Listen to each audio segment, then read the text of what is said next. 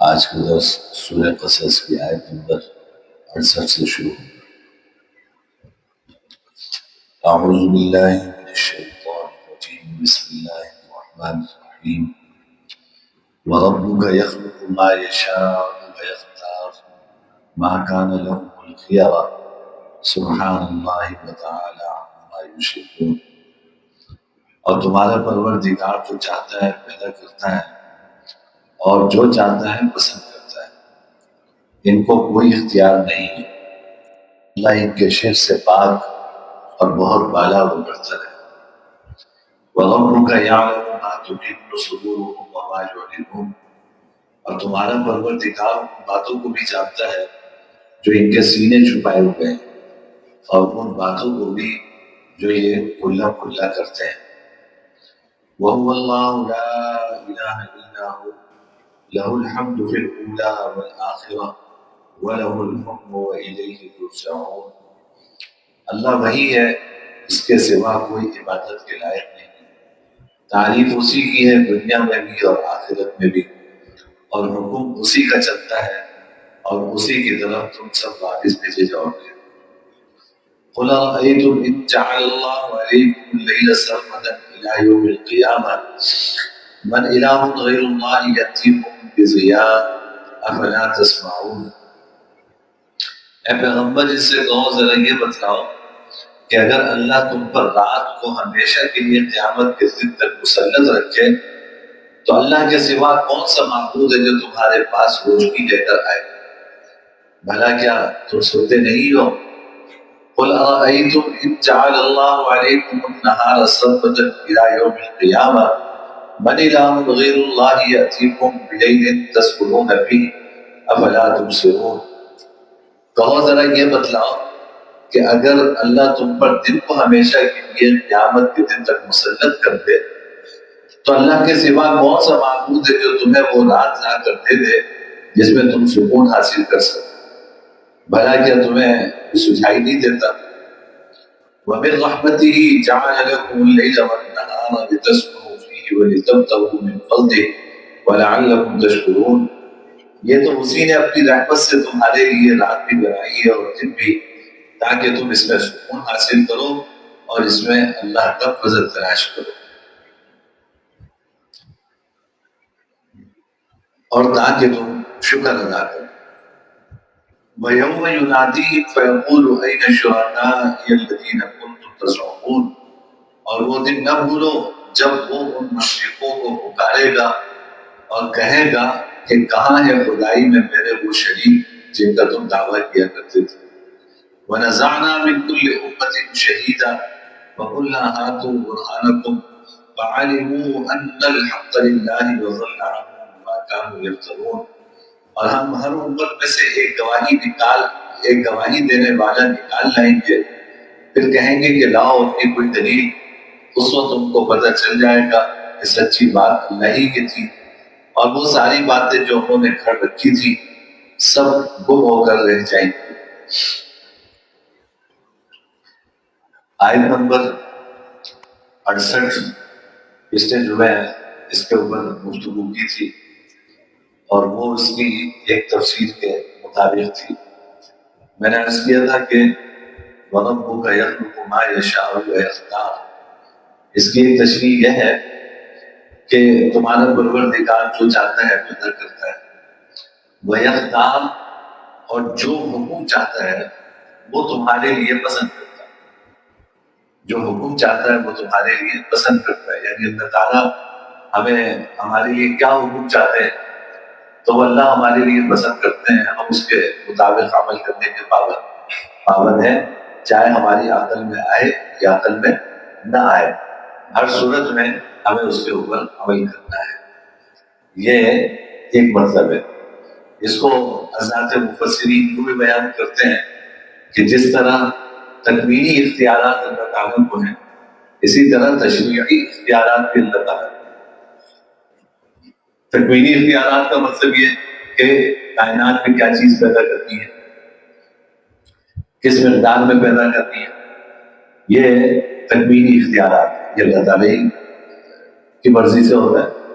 ہمیں آپ کو تو کچھ پتہ نہیں ہے کہ کیا چیز پیدا ہو رہی ہے اور کیسے ہو رہی ہے اور کتنی مقدار میں ہو رہی ہے، کہ نہیں جانتے۔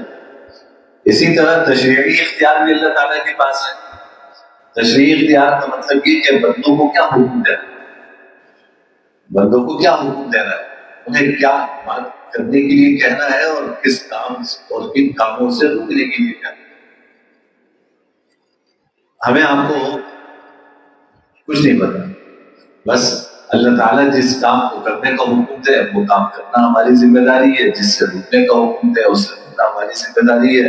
ہم تو اللہ کے بندے ہیں، اللہ کے حکم کے سامنے سر جھکائیں۔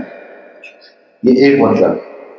دوسری تشریح اس کی جو علامہ بغوی رحمہ اللہ اور علامہ ابن القیم نے زاد المعاد میں فرمائی ہے، وہ یہ ہے کہ یختار کا مطلب یہ ہے کہ اللہ جس شخص کو چاہتا ہے اپنی نبوت کے لیے پسند فرما لے۔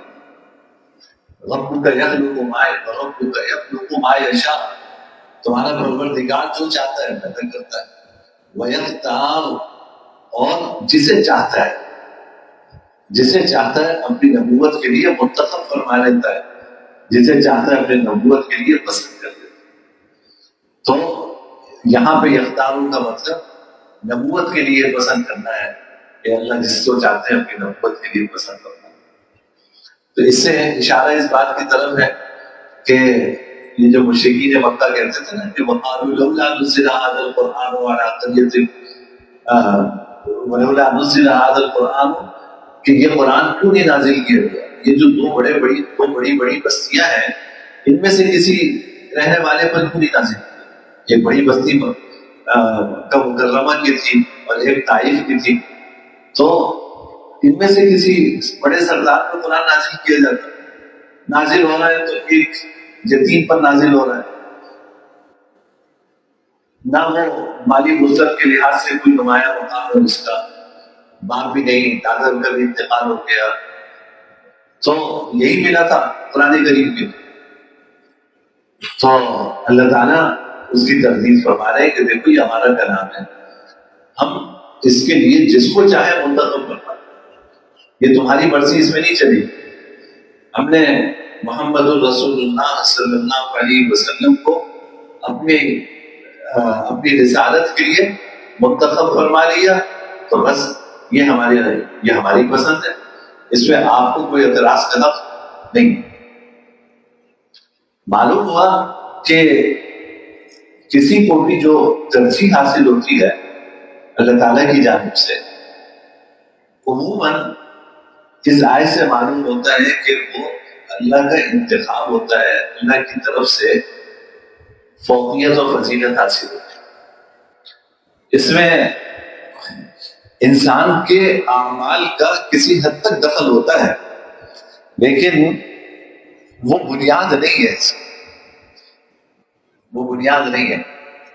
یعنی دیکھیں اللہ تعالیٰ کسی جگہ کو فضیلت عطا فرماتے ہیں نا، تو اس کی کچھ وجوہات غور کریں تو ہوتی ہے، اس جگہ کو فضیلت دینے کی کچھ وجوہات ہوتی ہیں، کسی شخص کو کسی پر فضیلت دیتے ہیں تو اس کی کچھ وجوہات ہوتی ہیں، لیکن وہ وجوہات ثانوی حیثیت، اصل جو بنیاد ہے وہ اللہ رب العزت کی پسند ہے۔ اللہ تعالیٰ نے جس کو اس فضیلت کے لیے منتخب کر لیا۔ انبیاء کرام علیہ السلام میں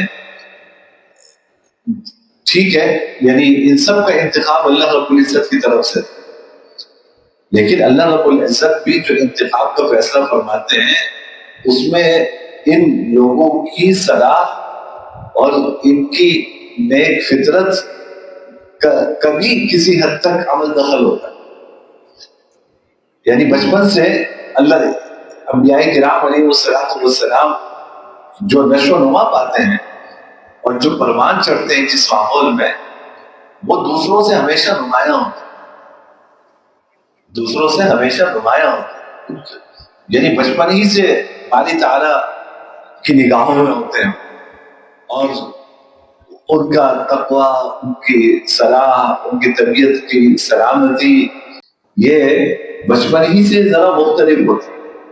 اور پھر جب ان ساری چیزوں کی وجہ سے دل کے اندر وہ صلاحیت پیدا ہو جاتی ہے کہ وہ نبوت کو قبول کرے، رسالت کو قبول کرے، تو اللہ تعالیٰ کی جانب سے رسالت کا کی ذمہ داری انہیں دی جاتی ہے۔ جناب نبی کریم صلی اللہ علیہ وسلم زمانے جاہلیت میں ظاہر ہے مشرکین مکہ کے ساتھ ہی آپ وہی پیدا ہوئے، وہی پروان چڑھے۔ آپ کی جوانی میں، آپ کے بچپنے میں بتوں کی پوجا کی جاتی تھی۔ بیت اللہ کے اندر کتنے بت رکھے ہوئے تھے، سب کی پوجا ہوتی تھی، لیکن کبھی جناب نبی کریم صلی اللہ علیہ وسلم نے کسی بت کی پوجا نہیں، حالانکہ نبوت تو نہیں ملی تھی۔ اور پچھلے نبی کو آئے نبی حضرت عیسیٰ علیہ السلام کو آئے نبی تقریباً 600 سال گزر چکے تھے، تو لیکن آپ نے کسی بت کی کبھی عبادت نہیں، بلکہ اور اس زمانے میں طواف ننگے ہو کے کرتے تھے۔ اور وہ کیا یہ رواج تھا کہ جی ہم اس کپڑوں میں گناہ کرتے ہیں تو اس میں کیسے طواف، تو کپڑے اتار کے طواف کیا کرتے تھے۔ ایک حدیث میں آتا ہے جناب نبی کریم صلی اللہ علیہ وسلم نے فرمایا کہ جب بیت اللہ کی تعمیر ہو رہی تھی پہلے شروع میں، تو سب پتھر اٹھا کے لا رہے تھے، نبی کندھے پہ پتھر اٹھا کے لا رہا تھا۔ مجھے خیال آیا کہ پتھر میری یہاں پہ تکلیف ہو رہی ہے کندھے پہ، تو لوگوں نے اپنی تہمت جو ہے وہ پتھر کے نیچے رکھ لی تاکہ کندھے پہ براہ راست پتھر نہ لگے اور تکلیف نہ ہو۔ تو کہا میں نے ابھی ارادہ ہی کیا تھا، تو ایک دم میں بے ہوش ہو کے بچے تھے، لیکن یہ ارادہ کیا تھا کہ بھائی لوگ اپنی تہمت اٹھا کے یا کندھے پہ رکھ رہے ہیں اور اس کے اوپر پتھر اٹھا کے لا رہے ہیں تو میں بھی کروں ایسے، لیکن فرمایا کہ میں نے ارادہ ہی کیا تو میں بے ہوش ہو کے گر۔ یا ایک بعض روایات میں آتا ہے کہ میں نے کسی کو سامنے دیکھا کہ وہ مجھے جو ہے وہ اشارہ کر رہا ہے، تو بس فوراً میں نے یہ ارادہ چھوڑا۔ نبوت تو نہیں ملی تھی، لیکن بچپن سے پروان اسی طرح چڑھ رہے تھے کہ عفیف تھے، عصمت والے تھے، کبھی سطر آپ کا کسی کے سامنے نہیں کھلا، کبھی جھوٹ نہیں بولا، جاہلیت میں بھی صادق اور امین کے نام سے معروف تھے۔ تو اسی طرح پروان چڑھے، اللہ تعالیٰ نے بھی نبوت اور رسالت کی ذمہ داری عطا فرمائی۔ اسی طرح حضرات خلفائے راشدین، ان کو تمام صحابہ کرام پہ فضیلت و فوقیت حاصل ہے۔ بے شک یہ جو فضیلت ہے یہ وہبی ہے۔ وہبی کا مطلب یہ کہ اللہ تعالیٰ کی طرف سے عطا کرتا ہے۔ ربک یخلق ما یشاء ویختار، اللہ تعالیٰ جس کو چاہتے ہیں پسند کرتے ہیں فضیلت کے لیے۔ تو حضرات خلفائے اربعہ، حضرت ابوبکر صدیق رضی اللہ تعالیٰ، حضرت عمر رضی اللہ عنہ، حضرت عثمان رضی اللہ عنہ، حضرت علی رضی اللہ تعالیٰ عنہ، یہ تمام صحابہ کرام میں اس ترتیب کے ساتھ ان کو فضیلت و فوقیت حاصل ہے۔ یہ فضیلت و فوقیت اللہ رب العزت کی طرف سے عطا کرتا ہے، یعنی لوگوں کے دل میں یہ فضیلت کس نے پیدا کی، کس نے ڈالی؟ اللہ تعالیٰ نے ڈالی۔ لیکن ٹھیک ہے، جہاں یہ اللہ تعالیٰ کی طرف سے عطا کرتا فضیلت ہے، وہاں ان کی ذاتی صلاحیتیں اور ان کی ذاتی خوبیاں، ان کے ذاتی اوصاف بھی ایسے تھے کہ اللہ نے اس فضیلت کے لیے ان کا انتخاب فرمایا۔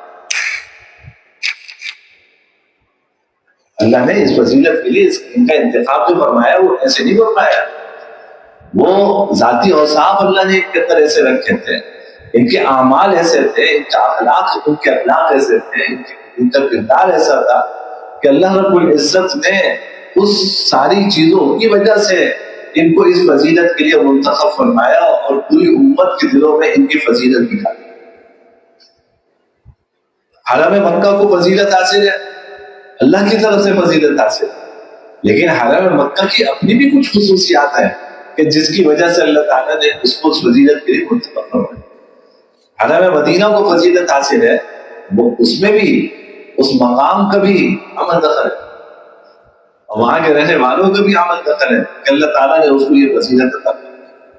تو اس لیے جو بھی اللہ تعالیٰ جس کا بھی انتخاب فرماتے ہیں یہ اس کا انتخاب ہوتا ہے، میرا آپ کا انتخاب نہیں ہوتا۔ ہاں ٹھیک ہے، جب اللہ تعالیٰ انتخاب فرما دیتے ہیں تو لوگوں کے دلوں میں اس کی محبت ڈالتے ہیں، لوگوں کے دلوں میں اس کی عظمت ڈال دیتے ہیں، زبان پہ چرچا ہوتا ہے۔ تو یہ اللہ تعالیٰ کی طرف سے ایک نظام ہے. فرمائے کہ تمہارا پروردگار جو چاہتا ہے پیدا کرتا ہے، وَيَخْتَارُ، اور جو چاہتا ہے پسند کرتا ہے. مَا كَانَ لَهُمُ الْخِيَارَةُ، ان کو کوئی اختیار نہیں. سبحان اللہ وتعالی عما یشرکون، اللہ تعالیٰ ان کے شرک سے پاک اور بہت بالا و برتر ہے. وَرَبُّكَ يَعْلَمُ مَا تُكِنُّ صُدُورُهُمْ وَمَا يُعْلِنُونَ، تمہارا پروردگار ان باتوں کو بھی جانتا ہے جو ان کے سینے چھپائے ہوئے ہیں، اور ان باتوں کو بھی جو یہ کھلا کھلا کرتے ہیں. یعنی اللہ تعالیٰ سے کوئی چیز مخفی نہیں ہے. ہم کسی کے سامنے کوئی بات کریں اللہ وہ بھی جانتے ہیں، اور ہمارے دل میں جو خیالات آتے ہیں اللہ وہ بھی جانتے ہیں. لیکن اس کا اتنا کرم ہے، اتنا احسان ہے کہ جو خیالات آتے ہیں اس میں گرفت نہیں ہوتی، اس میں گرفت نہیں ہوتی. نیکی کا خیال آئے اس میں اجر ہے، گناہ کا خیال آئے اس میں گناہ نہیں. جب تک کہ گناہ کا عزم نہ ہو، جب تک کہ گناہ کا عزم نہ ہو اس وقت تک گناہ کے خیال کے اوپر کوئی گناہ نہیں. اور نیکی کا خیال آ جائے تو محض اس خیال آنے پہ اللہ تعالیٰ کی طرف سے ایک نیکی عطا فرما دی جاتی ہے، اجر عطا فرما دیا جاتا ہے. تو وَرَبُّكَ يَعْلَمُ مَا تُكِنُّ صُدُورُهُمْ وَمَا يُعْلِنُونَ، تمہارا پروردگار ان باتوں کو بھی جانتا ہے جو ان کے سینے چھپائے ہوئے ہیں، اور ان باتوں کو بھی جو یہ کھلا کھلا کرتے ہیں. وَهُوَ اللَّهُ لَا إِلَٰهَ إِلَّا هُوَ، اللہ وہی ہے، اس کے سوا کوئی عبادت کے لائق نہیں. لَهُ الْحَمْدُ فِي الْأُولَىٰ وَالْآخِرَةِ، تعریف اسی کی ہے دنیا میں بھی اور آخرت میں. یعنی دنیا میں جو کچھ نعمتیں ہیں قابل تعریف اللہ رب العزت ہی ہے، کیونکہ یہ ساری نعمتیں انہی کی عطا کرتا ہے. اور آخرت میں جا کر ہمیں جو نعمتیں انشاءاللہ ملے گی جنت میں، تو وہ نعمتیں بھی اللہ ہی کی عطا کرنا ہے. تو دنیا میں بھی اللہ کی تعریف ہے، آخرت میں بھی اللہ کی تعریف ہے. وَلَهُ الْحُكْمُ وَإِلَيْهِ تُرْجَعُونَ، اور حکم اسی کا چلتا ہے اور اسی کی طرف تم سب واپس بھیجے جاؤ گے. قُلْ أَرَأَيْتُمْ إِنْ جَعَلَ اللَّهُ عَلَيْكُمُ اللَّيْلَ سَرْمَدًا، اب یہاں سے باری تعالیٰ کی کچھ نشانیاں بیان کی جا رہی ہیں.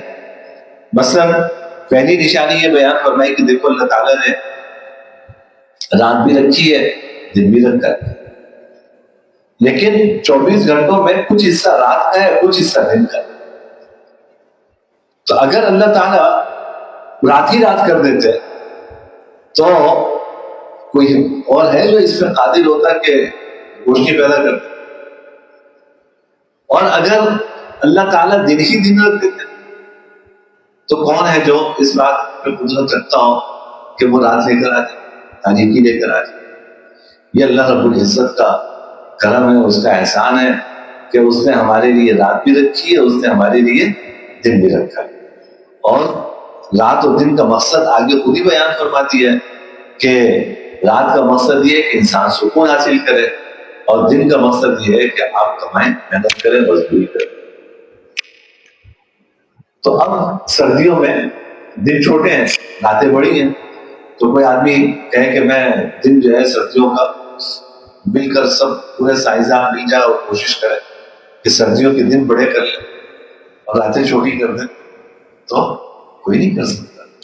گرمیوں میں راتیں چھوٹی ہیں دن بڑے ہیں، تو کتنا دن چاہتا ہے کہ رات ذرا لمبی ہو جائے، لیکن ہم سب مل کے کوشش کر لیں رات ہم اس کو بڑھا نہیں سکتے.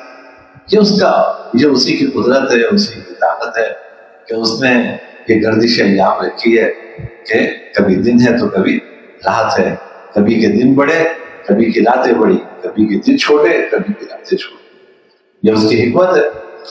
تو فرمائیں کہ قُلْ أَرَأَيْتُمْ إِنْ جَعَلَ اللَّهُ عَلَيْكُمُ اللَّيْلَ سَرْمَدًا إِلَىٰ يَوْمِ الْقِيَامَةِ مَنْ إِلَٰهٌ غَيْرُ اللَّهِ يَأْتِيكُمْ بِضِيَاءٍ، ذرا یہ بتلاؤ کہ اگر اللہ تم پر رات کو ہمیشہ کے لیے قیامت کے دن تک مسلط رکھے تو اللہ کے سوا کون سا معبود ہے جو تمہارے پاس روشنی لے کر آئے؟ بھلا کیا تم سنتے نہیں ہو؟ قُلْ أَرَأَيْتُمْ إِنْ جَعَلَ اللَّهُ عَلَيْكُمُ النَّهَارَ سَرْمَدًا إِلَىٰ يَوْمِ الْقِيَامَةِ مَنْ إِلَٰهٌ غَيْرُ اللَّهِ يَأْتِيكُمْ بِلَيْلٍ تَسْكُنُونَ فِيهِ، ذرا یہ بتلاؤ کہ اگر اللہ تم پر دن کو ہمیشہ کے لیے قیامت کے دن تک مسلط کر دے تو اللہ کے سوا کون سا معبود ہے جو تمہیں وہ رات لا کر دے جس میں تم سکون حاصل کر سکو؟ افلا تبصرون، بھلا کیا تمہیں کچھ سجھائی نہیں دیتا؟ وَمِن رَحْمَتِهِ جَعَلَ لَكُمُ اللَّيْلَ وَالنَّهَارَ لِتَسْكُنُوا فِيهِ وَلِتَبْتَغُوا مِن فَضْلِهِ وَلَعَلَّكُمْ تَشْكُرُونَ۔ یہ تو اسی نے اپنی رحمت سے تمہارے لیے رات بھی بنائی ہے اور دن بھی۔ اللہ نے رات بھی رکھی ہے، دن بھی رکھا ہے، تاکہ تم اس میں سکون حاصل کرو اور اس میں اللہ کا فضل تلاش کرو۔ اب یہ یعنی پہلے رات کا ذکر ہے نا، تو سکون کا ذکر اللہ تعالیٰ نے پہلے کیا، دن کا ذکر بعد میں ہے، تو رزق کی تلاش کا ذکر اللہ تعالیٰ نے بعد میں کیا کہ بھائی رات اللہ نے کیوں بنائی؟ لتسکنوا فیہ، تاکہ تم اس میں سکون حاصل کرو۔ دن کیوں بنایا؟ تاکہ تم رزق تلاش کرو۔ اب دیکھو یہ جس اللہ نے یہ کائنات بنائی، دن اور رات بنائے اور ہمارے لیے سب کچھ بنایا، اس نے یہ قانون فطرت یہ بنا دیا کہ بھائی رات سکون کے لیے، دن کام کے لیے۔ یہ اس کا فطری قانون ہے۔ انسان اسی وقت کامیاب ہو سکتا ہے جب وہ فطری قوانین سے جنگ نہ کرے۔ یہ جو کائنات ہے نا، یہ اللہ نے اس کائنات کا مدار کچھ فطری قوانین پہ رکھا ہے۔ اس سے چھیڑ چھاڑ انسانوں کے لیے ہمیشہ نقصان دہ رہی۔ نظام، آپ اللہ کے نظام میں، قانون قدرت میں آپ دخل دیں گے تو یہ پوری انسانیت کے لیے نقصان دہ۔ اس نے رات سکون کے لیے بنائی، آرام کے لیے بنائی، دن کام کے لیے بنایا۔ اللہ نے ہماری فطرت ہی ایسی رکھی کہ رات ہوتی ہے تو ایک نیند سی آنا شروع ہو جاتی ہے۔ ابھی تو وقت ہے، لیکن یہاں پہ بھی دیکھیں بڑے مزے سے سکینت نازل ہو رہی ہے بہت سارے لوگ۔ تو یہ رات ہے۔ اگر یہ بیان ظہر کے وقت ہوتا ہے یا فجر کے بعد ہوتا تو یہ کیفیت نہیں ہوتی۔ یہ اللہ کی قدرت ہے کہ رات جو ہے اللہ تعالیٰ نے بنائی ہے، تو جیسے جیسے رات قریب آ رہی ہے تو ہم نیند کی خواہش پیدا ہو رہی ہے، نیند کا غلبہ ہے، یہ عین فطرت ہے۔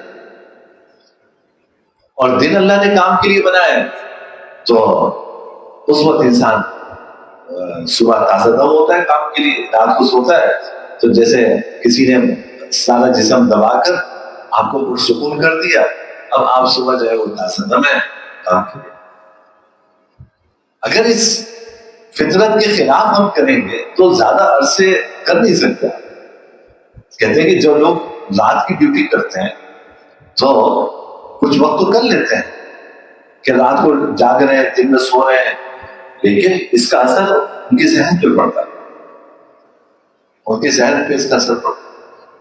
نتیجہ یہ ہے کہ ایسے لوگوں کو پھر چھٹی دی جاتی ہے۔ اگر فرض کرو 2 رات اس کو جگایا ہے تو پھر اس کو سلانے کے لیے 3 راتیں دی جاتی ہیں، تاکہ یہ جو رات کو جاگنے کے بعد جو نیند کی کمی ہے وہ دن کی نیند سے نہیں پوری ہو سکتی، پھر اس کو وقفہ دیا جاتا ہے، ورنہ وہ کارآمد نہیں رہے گا نظر سے۔ بس یہ فطرت کا قانون۔ اب دیکھو یعنی اللہ کا نظام ہے نا کہ رات کو اللہ نے تاریکی رکھی ہے، تو ساری مخلوق اس میں سونے کی کوشش کرتی ہے، ہر مخلوق سوتی ہے، اور دن میں اللہ نے اجالا رکھا ہے، ہر مخلوق اپنے رزق کی تلاش میں نہیں کرتی۔ یہ ہم نے کوئی باہمی مشاورت سے تو یہ کام نہیں کیا تھا، یعنی کہیں اللہ تعالیٰ نے کوئی احتیاط کے موقع پر شاید ایسا نہیں تھا کہ ہم سب سے پوچھا ہو کہ چاہے مشورہ کر کے بتاؤ۔ اگر یہ ہوتا تو ایک کہتا کہ جی میں تو سب کے بعد سوؤں گا، دوسرا کہتا نہیں میں تو فجر کے بعد سوؤں گا، تیسرا کہتا کہ میں تو رات کو جو ہے وضو ہی کروں گا۔ تو ہر ایک کی الگ الگ چوائس ہوتی، تو جس طرح ہوتا ہے نا بہت ساری جگہوں پہ فلیکسیبل ٹائمنگ ہوتی ہے، تو یہ فلیکسیبلٹی اگر ہوتی تو آپ سوچیے کہ نہ کام ہوتا نہ نیند ہوتی۔ یہ اس کا نظام ہے کہ اس سے خود ہی طے کرتے کہ رات آرام کے لیے بنائی، دن کام کے لیے بنائی۔ لہٰذا اب یہ ہمارا کام ہے کہ ہم فطرت کے اس قانون کی خلاف ورزی نہ کریں، اس کی فکر کریں کہ رات کو سونا ہے اور جلدی سونا ہے، رات کو سونا ہے اور جلدی سونا ہے۔ رات کو جاگنا دیر تک یہ انسانی فطرت کے خلاف ہے، اور جناب حدیث میں جناب نبی کریم صلی اللہ علیہ وسلم نے سختی سے اس سے منع فرمایا ہے۔ اس کو سمر کہتے ہیں، اس کو سمر کہتے ہیں کہ رات کو گپ شپ مارنا۔ تو بخاری شریف میں امام بخاری رحمۃ اللہ علیہ نے کتنی روایات جمع کی اس پر کہ جناب نبی کریم صلی اللہ علیہ وسلم عشاء کے بعد گپ شپ کو، گفتگو کو پسند نہیں فرماتے۔ یہ کوشش ہوتی تھی کہ بس جلدی سے سو۔ علمی گفتگو کے لیے امام بخاری کو ایک حدیث سے استدلال کر کے ثابت کرنا پڑا کہ اچھا بھائی، علمی گفتگو کی کسی حد تک اجازت ہے، علمی گفتگو کی کسی حد تک اجازت ہے، لیکن دنیاوی باتوں کی اور گپ شپ کی، وقت گزاری کی، اس کی اجازت نہیں ہے عشاء کی۔ جلدی انسان کو سونا چاہیے، اپنے گھروں میں ہمیں معمول بنانا چاہیے، اور اس میں کمی کوتاہی ہے تو بھائی ہر جگہ ہوتی ہے کمی کوتاہی، لیکن کوشش تو کریں نا، بچوں کو عادت ڈالیں، جلدی سونے کی عادت ڈالیں۔ گھر میں آپ کرفیو ٹائم لگا دیں کہ جی بس 11 بجے کرفیو ٹائم ہے، اب کوئی باہر نہیں جائے گا، لائٹیں بند ہوں گی اور اب سب آرام کریں۔ تو ہم یہ اگر اس طرح گھر کے اندر عادت ڈال لیں تو انشاءاللہ دیکھیں ہمارے گھر کا ماحول کتنا بہتر ہوگا کہ جب وقت پر سوئیں گے اور صبح سب تہجد کے وقت، چلو نہ بھی تہجد کے وقت اٹھے، فجر میں تو سب اٹھیں گے نا، فجر میں سب اٹھیں۔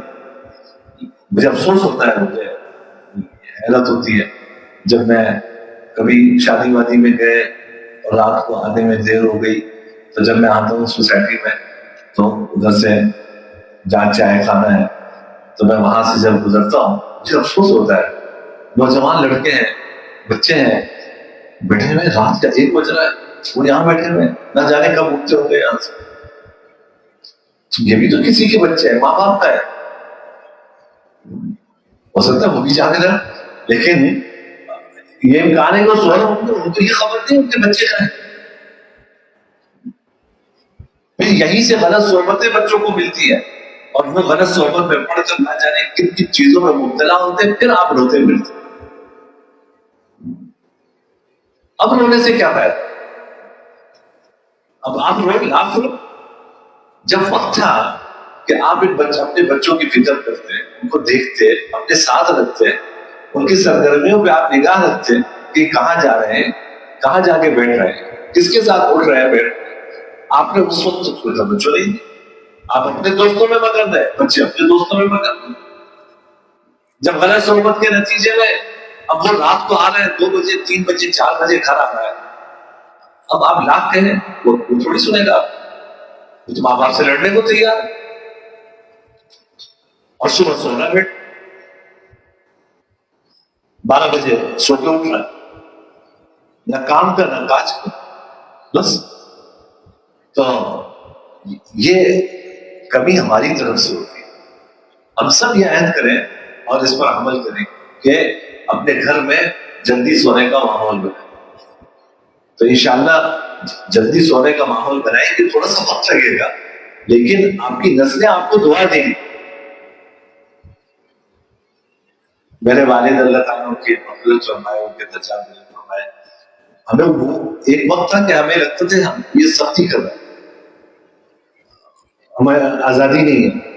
آج ان کے لیے دل سے دعا نکلتی ہے کہ انہوں نے رات کو جلدی سونے کی جو عادت ڈالی ہے اور گھر سے باہر رہنے سے جو روکا تھا، آج ہمیں اس کی قدر معلوم ہوتی ہے، ہمیں اس کی قدر معلوم ہوتی ہے۔ تو انشاءاللہ ہم سب اگر کوشش کریں گے، آپ وقتی طور پہ شاید بچوں کو برا لگے، لیکن حقیقت یہ ہے کہ وہ آپ کو دعائیں دیں کہ ہمارے باپ نے ایسا ماحول بنایا تھا، ہماری ماں نے ایسا ماحول بنایا تھا گھر کا کہ عشاء کے بعد کوئی گھر سے باہر نہیں نکلتا بلا سکتا۔ تو اللہ تعالیٰ ہم سب کو توفیق دے، جب رات کو جلدی سوئیں گے صبح جلدی اٹھیں۔ یہ قانون، یہ عین فطرت ہے۔ آپ دیکھیں نا، ہم ہر چیز میں ہمیں آپ کو جو ہے وہ انگریز کی تقلید ہی اچھی لگتی ہے نا، تو بھائی اس میں بھی کر لو انگریز کی تقلید۔ وہاں دکانیں بند ہو جاتی ہیں مغرب کے وقت،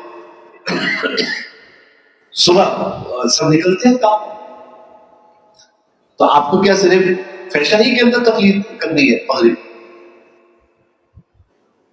تو مغرب کی تقلید کرنی ہے تو اچھی چیزوں میں تو کرو، اور وہ اچھی چیزیں انہوں نے آپ سے لی ہے. یہ قرآن کریم کہہ رہا ہے کہ لِتَسْكُنُوا فِيهِ وَلِتَبْتَغُوا مِن فَضْلِهِ. ہم نے رات اس لیے بنائی ہے تم اس میں سکون حاصل، اور دن اس لیے بنایا ہے کہ تم وہاں پہ کام کاج کے لیے.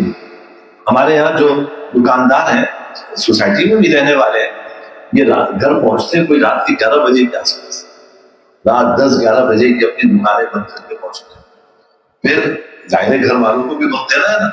اب ہم پھر کھانا ان کیا بنتا ہے کوئی 1-2 بجے کھانا کھاتے ہیں. پھر اس کے بعد باہر نکلتے ہیں دوستوں کے ساتھ چبوتروں پہ بیٹھے ہوئے ہوتے ہیں. پھر 4 بجے جا کے سوتے ہیں، اور پھر 11-12 بجے یہ سو کے اٹھتے ہیں. پھر ناشتہ ہوتا ہے، ناشتہ کر کے پھر کاروبار میں پہنچتے ہیں 1:30-2 بجے تک. یہ کون سی زندگی ہے؟ جب آپ اپنا روٹین یہ بنائیں گے تو آپ کے بچے کیا کریں گے؟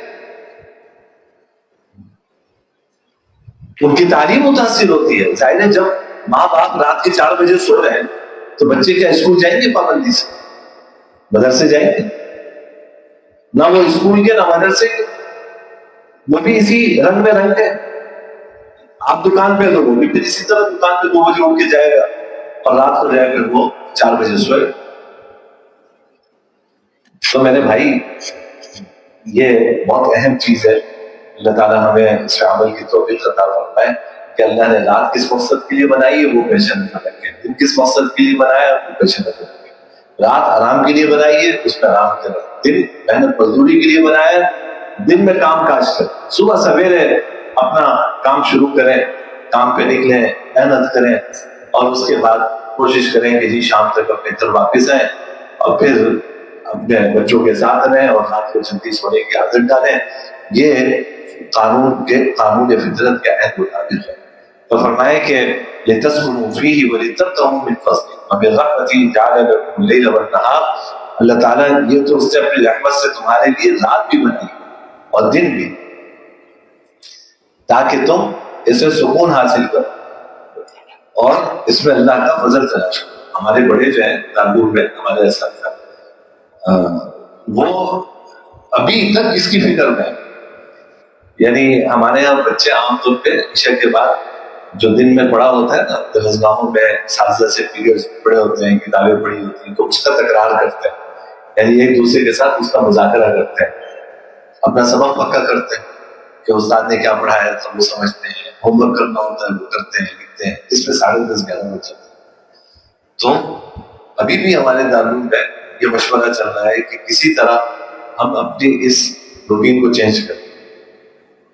ٹھیک ہے علمی مصروفیت ہے لیکن یہ بھی فطرت کے خلاف. کبھی کبھار وہ تو صحیح ہے، روزانہ تو نہیں ہونا چاہیے. تو ابھی بھی اس میں مشورہ چل رہا ہے کہ کسی طرح طلبہ کو 10 بجے تک سنا دیا، یعنی کرفیو ٹائم 10 بجے کا، کہ ساری دکانیں بند، سب کچھ بند، ہاسٹل بند، اس میں وہ سوئے، اور صبح جو ہے سویرے اٹھے، اور سویرے اٹھنے کی جو برکات ہیں وہ نصیب ہو. تو یہ مسلسل اس میں اور فکر ہوتا ہے کہ کسی طرح ہم اس فطرت کے اوپر واپس آئے. تو فرمائے کہ وَلَعَلَّكُمْ تَشْكُرُونَ، تاکہ تم شکر ادا کرو. آخری آیت بھی دیکھ لیجئے، وَيَوْمَ يُنَادِيهِمْ فَيَقُولُ أَيْنَ شُرَكَائِيَ الَّذِينَ كُنتُمْ تَزْعُمُونَ. اور وہ دن نہ بھولو جب وہ ان مشرکوں کو پکارے گا اور کہے گا کہاں ہے خدائی میں میرے وہ شریک جن کا تم دعویٰ کیا کرتے تھے.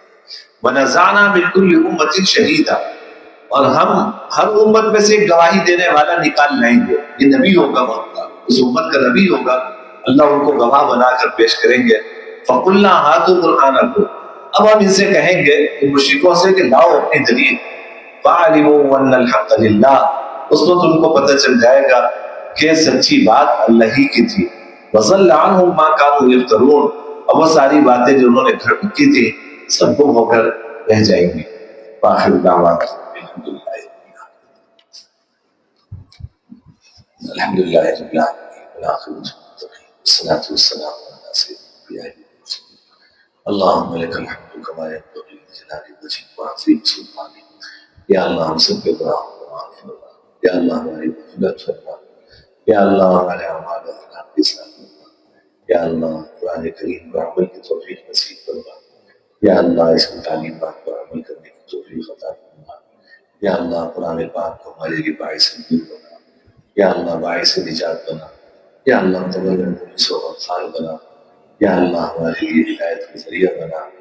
وصلی اللہ تعالی علی خیر خلق محمد وعلی آلہ وصحبہ اجمعین. آمین.